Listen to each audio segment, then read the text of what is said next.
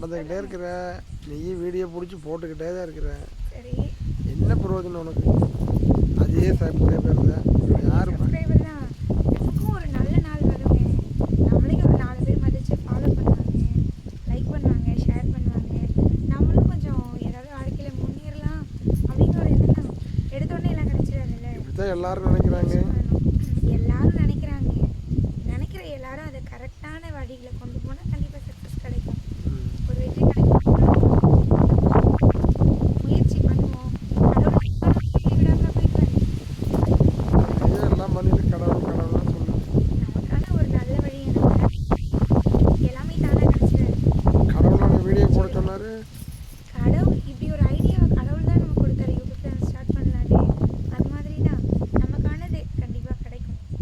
சரிங்களா? இனிமேல் டெய்லி ஒரு நமக்கு தெரிஞ்ச ஒரு கருத்து, ஒரு கதை சொல்லலாம் அப்படின்னு சொல்லிட்டு. என்ன அப்படின்னா, நம்ம வாழ்க்கையில் நம்ம நல்ல மனிதர்களை எளிதாக தெரிஞ்சுக்கலாம். அவங்களையும் நம்ம எளிதாக தான் இருக்கிறோம். என்ன அப்படின்னா, நம்ம ஒருத்தரை நம்பி அவங்கக்கிட்ட நிறைய விஷயங்களை சொல்லியிருப்போம். திடீர்னு அவங்களுக்கும் நமக்கு ஒரு சண்டை வந்திருக்கும், ஏதோ ஒரு பிரிவினை வந்திருக்கும். அந்த பிரிவுலையும் சரி, நம்ம அவங்கக்கிட்ட சொன்ன ஒரு ரகசியத்தை இன்னொரு ஆள்கிட்ட சொல்லாமல் நம்மக்கிட்ட எப்படி நட்போடு இருக்கும்போது நம்ம சொன்ன விஷயத்தை மற்றவங்கக்கிட்ட ஷேர் பண்ணாமல் இருந்தாங்களோ, அதே மாதிரி நம்மளை விட்டு போனதுக்கு அப்புறமும் நம்ம சொன்ன விஷயங்களை இன்னொருத்தர்கிட்ட சொல்லாமல் இருக்கிறாங்க இல்லையா? அவங்க தான் இந்த உலகத்திலே சிறந்த மனிதர், சிறந்த நண்பர்களும் கூட. இன்னொன்று என்ன அப்படின்னா, உங்கள் கூடவே இருக்கிற ஒரு நண்பராக இருக்கலாம், உங்கள் நண்பர்களாக இருக்கலாம், ஒரு உறவினராக இருக்கலாம். அப்படியே நீங்கள் என்ன நல்ல விஷயத்தை பண்ணாலும் சரி, அது உடனே சரி உடனே தப்புன்னு சொல்கிறாங்க பார்த்தீங்களா? அவங்க மட்டும் இழந்துடாதீங்க. அப்படிப்பட்ட உறவுகள் உங்கள் கூடவே இருந்தாங்கன்னா நிச்சயம் நீங்கள் வாழ்க்கையில் முன்னுக்கு வரலாம்.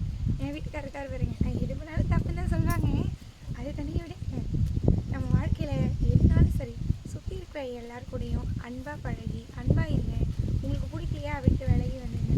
கூட இருந்து தொந்தரவு பண்ணுறதுக்கு தள்ளிங்கன்னு சந்தோஷமாக இருந்துடலாம். அவ்வளோதான். இன்னைக்கானது சொல்ல வந்ததை சொல்லிட்டேன். ஞாயிற்றுக்கிழமை ஏதோ நல்லா போச்சு.